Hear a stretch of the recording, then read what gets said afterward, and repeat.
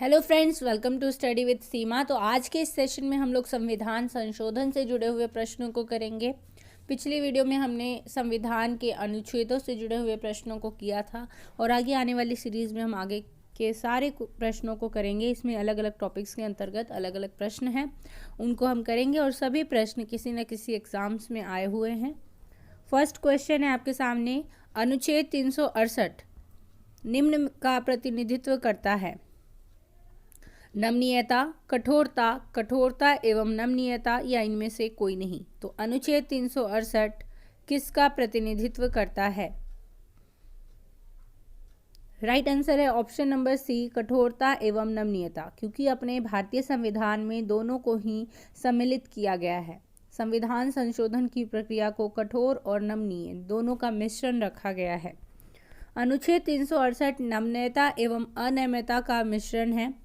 इसमें संशोधन का प्रावधान किया गया है और संशोधन का प्रावधान किस भाग में किया गया है? भाग 20 में। भाग 20 के अंतर्गत अनुच्छेद 368 में संसद को संविधान संशोधन की शक्ति प्रदान की गई है। क्वेश्चन नंबर 2, भारतीय संविधान में निम्नलिखित में से कौन सी विशेषताएं पाई जाती हैं? संशोधन की बहुल प्रक्रियाएं, राज्यों को संशोधन की पहल करने का अधिकार नहीं है, कुछ संशोधन केवल राज्य विधानमंडलों द्वारा ही पारित किए जा सकते हैं, संविधान संशोधन संबंधी विवादों के समाधान के लिए संसद के सदनों की संयुक्त बैठकें। तो कौन कौन सी विशेषताएं हैं जो भारतीय संविधान में पाई जाती हैं? और आपके सामने कूट दिए गए हैं नीचे, क, ख और घ, क और ख, ख, ग और घ या फिर क, ग और घ। तो इनमें से कौन कौन से सही हैं आपको बताना है। तो राइट आंसर है ऑप्शन नंबर बी, क और ख। संशोधन की बहुल प्रक्रियाएं और राज्यों को संशोधन की पहल करने का अधिकार नहीं है। संविधान के अनुच्छेद 368 में संशोधन की बहुल प्रक्रिया वर्णित है। संशोधन राज्यों द्वारा प्रारंभ नहीं किए जा सकते हैं, बल्कि कुछ संशोधनों में राज्यों का अनुसमर्थन आवश्यक है। संविधान संशोधन संबंधी विधेयकों के बारे में संयुक्त अधिवेशन का प्रावधान नहीं है, क्योंकि उनके लिए अनुच्छेद 368(2) में स्वयं पूर्ण प्रक्रिया है। इसलिए अनुच्छेद 108 में केवल साधारण विधेयकों के संबंध में ही संयुक्त अधिवेशन का प्रावधान किया गया है। तो संविधान संशोधन के संबंध में संयुक्त बैठक नहीं बुलाई जाती है और संयुक्त बैठक का वर्णन किस अनुच्छेद में मिलता है? अनुच्छेद 108 में। संविधान के संशोधन के लिए किसी विधेयक को संसद में पुनः स्थापित करने के लिए राष्ट्रपति की पूर्व अनुमति आवश्यक नहीं होती है। क्वेश्चन नंबर 3, अनुच्छेद 368 को निम्न संशोधन से संशोधित किया गया है। 24, 2, 7 या फिर 20। तो अनुच्छेद 368 को किस संशोधन से संशोधित किया गया है? राइट आंसर है ऑप्शन नंबर ए, अनुच्छेद 24। 24वें संविधान संशोधन 1971 द्वारा अनुच्छेद 13 और 368 में संशोधन किया गया तथा यह निर्धारित किया गया कि अनुच्छेद 368 में दी गई प्रक्रिया द्वारा मूल अधिकारों में संशोधन किया जा सकता है। क्वेश्चन नंबर 4, निम्नलिखित में से किस एक वाद ने भारतीय संसद को 24वां संवैधानिक संशोधन लागू करने के लिए प्रेरित किया? Shankari Prasad case, Keshavananda Bharati case, Golaknath case, Shah Bano case. तो किस केस के बाद 24वां संवैधानिक संशोधन लागू करने के लिए प्रेरित किया गया? राइट आंसर है option number C, Golaknath case. Golaknath मामले के निर्णय से उत्पन्न संकट से निपटने के लिए 1971 में 24वें संविधान संशोधन द्वारा यह निश्चित किया गया कि संसद को संविधान के मूल अधिकारों सहित किसी भी उपबंध को संशोधित करने का अधिकार होगा। क्वेश्चन नंबर 5, भूतपूर्व राजाओं के विशेषाधिकार को किस संवैधानिक संशोधन द्वारा समाप्त किया गया? 25वें संविधान संशोधन द्वारा, 26वें, 27वें या इनमें से किसी के द्वारा नहीं। तो किस संशोधन के द्वारा भूतपूर्व राजाओं के विशेषाधिकार को समाप्त किया गया? राइट आंसर है ऑप्शन नंबर बी। 26वें संविधान संशोधन 1971 द्वारा भूतपूर्व देशी रियासतों के शासकों का प्रीवी पर्स समाप्त कर दिया गया। इस संशोधन में अनुच्छेद 363 में क उपखंड जोड़ा गया। अनुच्छेद 363 क में वर्णित प्रावधान निम्नलिखित हैं। ऐसा राजा, प्रमुख या अन्य व्यक्ति जिसे 26वें संविधान संशोधन से पहले किसी समय राष्ट्रपति से देशी राज्य के शासक के रूप में या उत्तराधिकारी के रूप में मान्यता प्राप्त थी, उसे इस संशोधन के माध्यम से समाप्त कर दिया गया। 26वें संविधान संशोधन से ऐसे देशी राजाओं या उनके उत्तराधिकारी को निजी थैलियों यानी प्रीवी पर्स के समुदाय को समाप्त कर दिया गया। क्वेश्चन नंबर 6, भारतीय संविधान की प्रस्तावना में 42वें संविधान संशोधन द्वारा कौन से शब्द जोड़े गए? स्वतंत्रता एवं न्याय, स्वतंत्रता एवं भ्रातृत्व, समानता एवं न्याय, समाजवादी, धर्मनिरपेक्ष तथा राष्ट्र की अखंडता। तो 42वें संविधान संशोधन के द्वारा कौन से शब्द जोड़े गए?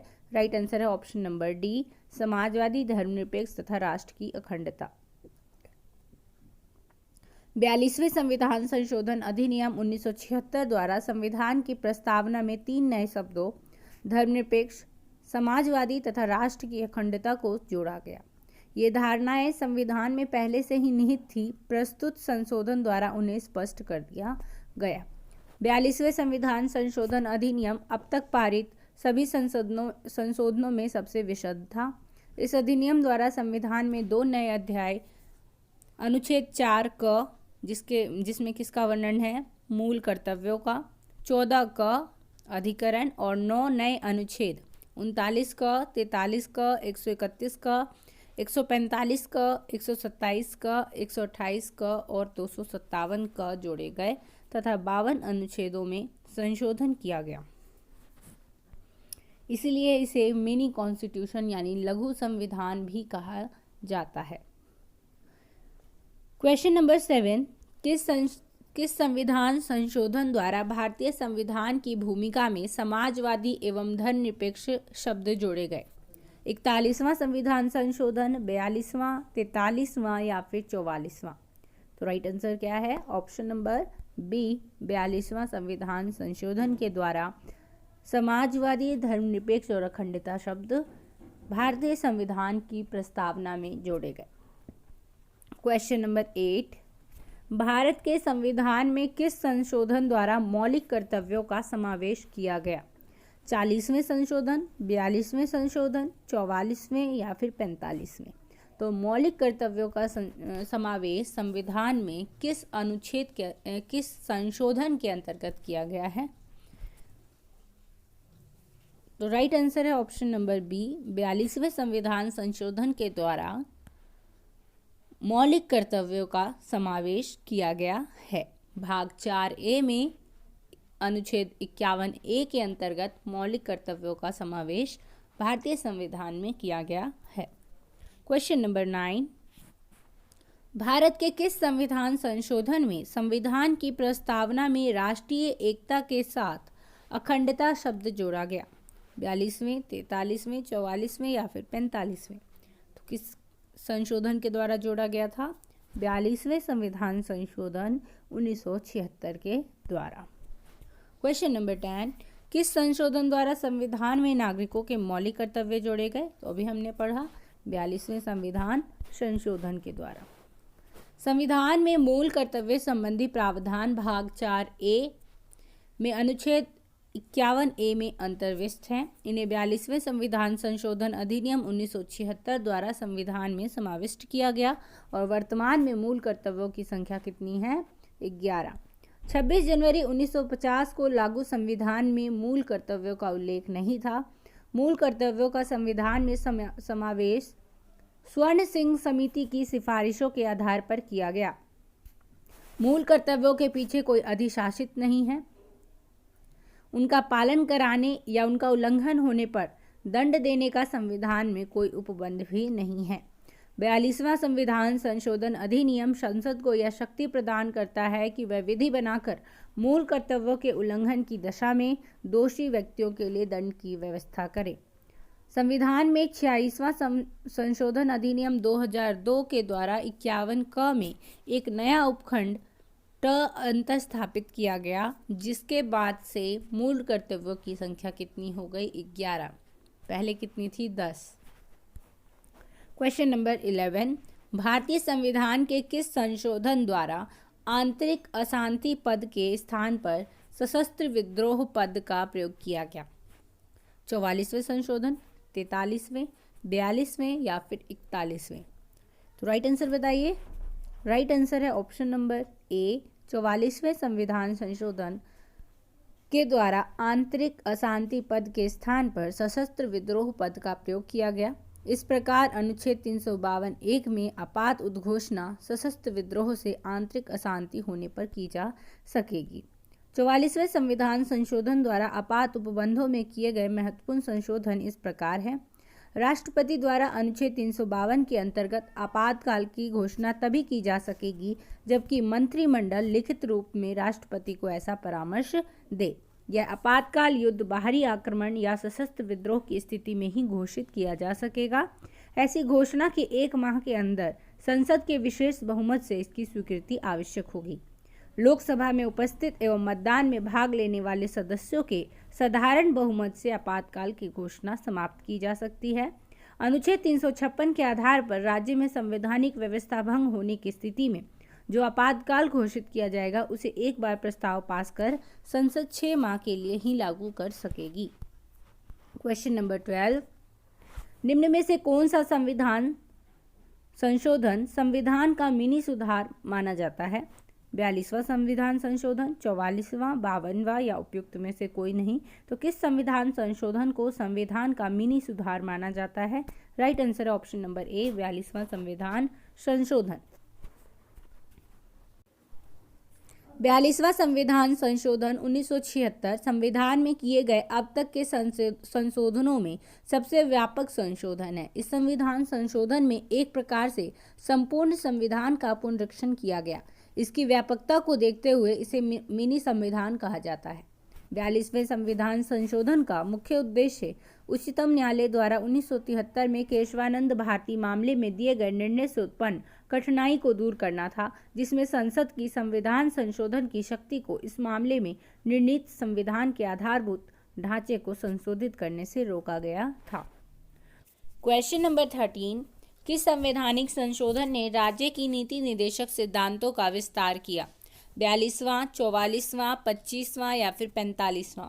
तो किस संशोधन के द्वारा राज्य के नीति निदेशक सिद्धांतों का विस्तार किया गया? राइट आंसर है ऑप्शन नंबर ए, 42वें संविधान संशोधन 1976 के द्वारा नीति निदेशक सिद्धांतों को अधिक व्यापक बनाने और उन्हें मूल अधिकारों जिनकी आड़ लेकर सामाजिक आर्थिक सुधारों को निष्फल बनाया जाता रहा है पर वरीयता देने के उद्देश्य से किए गए। 42वें संविधान संशोधन में जोड़े गए प्रावधान: शोषण से बच्चों एवं वयस्कों की सुरक्षा अनुच्छेद 39 च, समान न्याय तथा निःशुल्क कानूनी सहायता अनुच्छेद 39 क, उद्योगों के प्रबंधन में श्रमिकों की भागीदारी अनुच्छेद 43 क। तो 42वें संविधान संशोधन के द्वारा नीति निदेशक सिद्धांतों को मूल अधिकारों पर वरीयता दी गई। क्वेश्चन नंबर 14, निम्नलिखित में से संविधान के किस संशोधन द्वारा स्पष्ट रूप से यह बताया गया कि भारत का राष्ट्रपति मंत्रिपरिषद द्वारा दिए गए परामर्श को मानने के लिए बाध्य है? तो किस संविधान संशोधन में ऐसा कहा गया? 25वां, 38वां, 42वां या फिर 45वां? राइट आंसर है ऑप्शन नंबर सी, 42वें संविधान संशोधन अधिनियम 1976 के अनुसार राष्ट्रपति मंत्रिपरिषद की सलाह मानने के लिए बाध्य है। क्वेश्चन नंबर 15, भारत के संविधान में 10वीं अनुसूची जोड़ी गई 52वें संविधान संशोधन अधिनियम द्वारा, 55वें संविधान संशोधन अधिनियम द्वारा, 58वें संविधान संशोधन अधिनियम द्वारा या फिर 73वें संविधान संशोधन अधिनियम द्वारा? तो भारत के संविधान में 10वीं अनुसूची किस संशोधन के द्वारा जोड़ी गई? 52वें संविधान संशोधन अधिनियम के द्वारा जोड़ी गई। संविधान की 10वीं अनुसूची में दल बदल विरोधी कानून विषयक प्रावधान है। यह अनुसूची 52वें संविधान संशोधन 1985 के द्वारा जोड़ी गई। 10वीं अनुसूची में 91वें संविधान संशोधन 2003 द्वारा संशोधन किया गया और इस संशोधन का उद्देश्य दल बदल पर रोक लगाने के साथ साथ केंद्र एवं राज्यों में मंत्रिपरिषद के आकार को सीमित करना था। और इसको कितना सीमित किया गया? 15%। 15% ही मंत्रिपरिषद का आकार रहेगा केंद्र एवं राज्यों में। क्वेश्चन नंबर 16, भारत में वयस्क मताधिकार के लिए मूलतः 21 वर्ष की अवस्था निर्धारित की गई थी, परंतु अब इसे घटाकर 18 वर्ष निर्धारित कर दिया गया है। यह किस वर्ष में हुआ था? 1961 में, 1980 में, 1989 में या फिर 1991 में? और आप लोग बताइए कि किस संशोधन के द्वारा हुआ था। राइट आंसर है ऑप्शन नंबर सी, 1989। 61वें संविधान संशोधन अधिनियम 1989 के द्वारा मताधिकार की आयु को 21 वर्ष से घटाकर 18 वर्ष किया गया था, जो कि 28 मार्च 1989 से प्रभावी हुआ था। नवयुवकों द्वारा 18 वर्ष की आयु पर मताधिकार का प्रयोग पहली बार नवंबर 1989 में संपन्न 9वीं लोकसभा आम चुनावों में किया गया था। क्वेश्चन नंबर 17, किस संविधान संशोधन ने मतदाता की आयु 21 वर्ष से घटाकर 18 वर्ष कर दी? तो अभी आपको हमने बताया 61वें संविधान संशोधन के द्वारा। क्वेश्चन नंबर 18, कौन संविधान संशोधन अधिनियम भारतीय राष्ट्रपति के निर्वाचन में संघीय क्षेत्रों की विधानसभा के सदस्यों के भाग लेने का प्रावधान करता है? 7वां संशोधन अधिनियम, 42वां संशोधन अधिनियम, 50वां संशोधन अधिनियम या फिर 70वां संशोधन अधिनियम? तो कौन सा वो संशोधन है जिसमें भारतीय राष्ट्रपति के निर्वाचन में संघीय क्षेत्रों की विधानसभा के सदस्यों को भाग लेने का प्रावधान किया गया? राइट आंसर है ऑप्शन नंबर डी, 70वां संशोधन अधिनियम 1992 के अनुसार संघीय क्षेत्रों की विधानसभाओं के सदस्यों को भी राष्ट्रपति के निर्वाचक मंडल में सम्मिलित किया गया। इस संशोधन द्वारा अनुच्छेद 54 में एक व्याख्या जोड़कर यह स्पष्ट कर दिया गया कि अनुच्छेद 54 और अनुच्छेद 55 में राज्य शब्द के अंतर्गत राष्ट्रीय राजधानी राज्य क्षेत्र दिल्ली और संघ राज्य क्षेत्र पुडुचेरी भी सम्मिलित हैं। क्वेश्चन नंबर 19, भारत संघ से किसी राज्य के पृथक होने को प्रतिबंधित किया गया है? 16वें संशोधन अधिनियम 1963 के द्वारा, 22वें संशोधन 1969 के द्वारा, 29वां संशोधन 1972 के द्वारा या फिर 35वां संशोधन अधिनियम 1974 के द्वारा? भारत और अमेरिका दोनों देशों में परिसंघीय व्यवस्था अपनाई गई है, लेकिन जहां अमेरिका में परिसंघ प्रभुत्व संपन्न और स्वतंत्र राज्यों के बीच सामान्य महत्व के कुछ विषयों के प्रशासन के लिए किए गए स्वैच्छिक करार का परिणाम है, वहीं भारत में परिसंघ राज्यों के साथ किसी करार या संधि का परिणाम नहीं है। भारतीय राज्य प्रभुत्व संपन्न राज्य नहीं है। जम्मू कश्मीर को छोड़कर किसी राज्य को अपना संविधान बनाने का अधिकार नहीं है।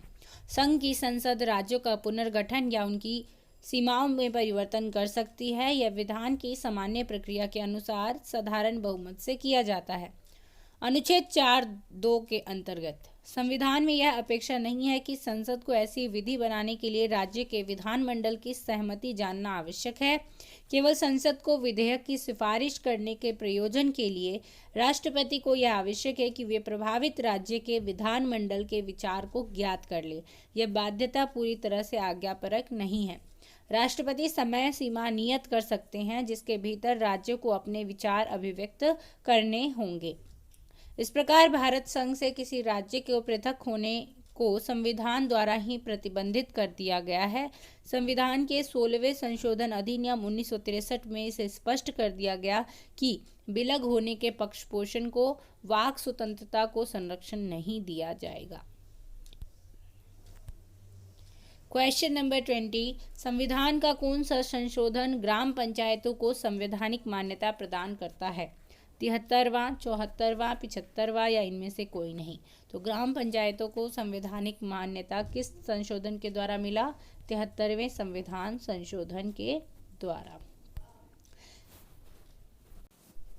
73वें संविधान संशोधन 1992 के द्वारा ग्राम पंचायतों को संवैधानिक दर्जा प्रदान किया गया। भारत के संविधान के भाग 9 में पंचायतों से संबंधित उपबंध है और इसे संविधान संशोधन 73वें संशोधन 1992 द्वारा अंतःस्थापित किया गया है। भाग 9 में और अनुसूची कौन सी है? 11वीं अनुसूची। क्वेश्चन नंबर 21, भारतीय संसद द्वारा किस वर्ष संविधान का 73वां संशोधन विधेयक पारित किया गया? 1990, 91, 1992, 1993। तो किस वर्ष में 73वां संशोधन विधेयक पारित किया गया? Right answer option number C, 1992। Question number 22, संविधान के किस संशोधन के द्वारा भारत में महिलाओं के लिए ग्राम पंचायतों में 1/3 स्थान आरक्षित किए गए हैं? 70वां, 71वां, 73वां या फिर 74वां? तो किस संशोधन के द्वारा महिलाओं के लिए ग्राम पंचायतों में 1/3 आरक्षण दिया गया है उन्हें? राइट आंसर है ऑप्शन नंबर सी, 73वें संविधान संशोधन 1992 के द्वारा पंचायतों को संवैधानिक दर्जा प्रदान किया गया है। इसमें अनुच्छेद 243 घ के तहत अनुसूचित जाति, अनुसूचित जनजाति की महिलाओं के लिए आरक्षण की व्यवस्था की गई है। साथ ही प्रत्येक पंचायत में प्रत्यक्ष निर्वाचन से भरे जाने वाले कुल स्थानों में से 1/3 स्थान महिलाओं के लिए आरक्षित किए गए हैं। इस प्रकार आरक्षण से स्थानीय स्वशासन के स्तर पर महिलाओं में काफ़ी जागरूकता आई है। क्वेश्चन नंबर 23, भारतीय संविधान का 79वां संशोधन अधिनियम निम्नलिखित में से किससे संबंधित है? केंद्र राज्य संबंध से, 2 राजनीतिक दलों की स्थापना से, मूल अधिकार से, लोकसभा और राज्य विधानसभाओं में अनुसूचित जातियों और अनुसूचित जनजातियों के आरक्षण से। तो 79वां संशोधन अधिनियम किससे जुड़ा है? राइट आंसर है ऑप्शन नंबर डी, लोकसभा और राज्य विधानसभाओं में अनुसूचित जातियों और अनुसूचित जनजातियों के आरक्षण से। संविधान का 79वां संशोधन लोकसभा और राज्य की विधानसभाओं में अनुसूचित जातियों और अनुसूचित जनजातियों के आरक्षण से संबंधित है। 62वें संवैधानिक संशोधन के अनुसार लोकसभा तथा राज्य विधानसभाओं में एससी तथा एसटी समुदाय के लिए आरक्षण की सीमा 26 जनवरी 2000 में समाप्त हो गई थी। 79वां संशोधन अधिनियम 1999 के द्वारा इसे पुनः 26 जनवरी 2010 तक बढ़ा दिया गया था और वर्तमान समय में इस अवधि को भी 95वें संवैधानिक संशोधन अधिनियम 2009 के द्वारा 26 जनवरी 2020 तक के लिए बढ़ा दिया गया था। वर्तमान में इसे 126वें संविधान संशोधन के द्वारा 2030 तक बढ़ा दिया गया है, क्योंकि 2020 में इसका हो गया था समाप्त, तो फिर इसको 126वें संशोधन के द्वारा 2030 तक बढ़ा दिया गया है। क्वेश्चन नंबर 29, किस संशोधन द्वारा यह व्यवस्था की गई कि किसी मंत्रिमंडल में मंत्रियों की कुल संख्या सदन की कुल संख्या के 15% से अधिक नहीं हो सकती है? 90वां संविधान संशोधन, 91वां, 85वां, 94। तो किस संविधान संशोधन के द्वारा मंत्रिमंडल में मंत्रियों की कुल संख्या सदन की कुल संख्या के 15% से अधिक नहीं हो सकती? कौन सा वो संशोधन था? 90, 91, 85 या फिर 94? राइट आंसर है ऑप्शन नंबर बी, 91। 91वें संविधान संशोधन 2003 के द्वारा केंद्र या राज्य की मंत्रिपरिषद के आकार को निम्न सदन के सदस्यों की संख्या के 15% करने की व्यवस्था की गई है। इसमें दल बदल करने वाले सदस्यों को लाभ का राजनीतिक पद पाने पर भी प्रतिबंध लगाया गया है। इस संविधान संशोधन द्वारा एक राजनीतिक दल से दूसरे में दल बदल कर जाने की प्रक्रिया पर प्रतिबंध लगा दिया गया है। इस संशोधन द्वारा वर्ष 1985 में निर्मित दल बदल कानून के 3रे परिच्छेद को हटा दिया गया, जिसके अंतर्गत 1/3 सदस्यों के साथ दल बदल किया जा सकता था। क्वेश्चन नंबर 30, किस संविधान संशोधन द्वारा मंत्रियों की संख्या लोकसभा की कुल संख्या की 15% निश्चित की गई? 89, 90, 91 या फिर 92? तो किस संशोधन के द्वारा मंत्रियों की संख्या लोकसभा की कुल संख्या की 15% निश्चित की गई? तो राइट आंसर है ऑप्शन नंबर सी, 91। 91 संविधान संशोधन द्वारा अनुच्छेद 75 एवं अनुच्छेद 164 में संशोधन करके मंत्री परिषद के आकार को निर्धारित कर दिया गया। अब केंद्र तथा राज्य मंत्री परिषद के मंत्रियों की संख्या लोकसभा एवं विधानसभा की कुल सदस्य संख्या के 15% से अधिक नहीं हो सकती है। क्वेश्चन नंबर 31, किस संविधान संशोधन द्वारा मंत्री परिषद में कुल मंत्रियों की संख्या लोकसभा के कुल सदस्यों के 15% तक सीमित कर दी गई है? तो अगेन वही क्वेश्चन है, तो राइट आंसर क्या है? ऑप्शन नंबर सी, 91 संविधान संशोधन के द्वारा। क्वेश्चन नंबर 32 भी वही है। तो नेक्स्ट क्वेश्चन पे बढ़ते हैं। क्वेश्चन नंबर 33, भारतीय संविधान का कौन सा संशोधन नगरीय स्थानीय संस्थाओं को संवैधानिक मान्यता प्रदान करता है? 73वां, 74वां, 75वां या इनमें से कोई नहीं? तो कौन सा संशोधन नगरीय स्थानीय संस्थाओं को संवैधानिक मान्यता प्रदान करता है? राइट आंसर है ऑप्शन नंबर बी, 74वां। 74वें संविधान संशोधन अधिनियम 1992 के द्वारा नगर पालिकाओं को संवैधानिक स्थिति मिली। इस अधिनियम द्वारा संविधान में एक नया भाग 9A तथा 243 त से 243 यह 6 तक 18 नए अनुच्छेद एवं एक नई अनुसूची 12वीं अनुसूची जोड़कर नगर प्रशासन के विषय में विस्तृत प्रावधान किया गया है।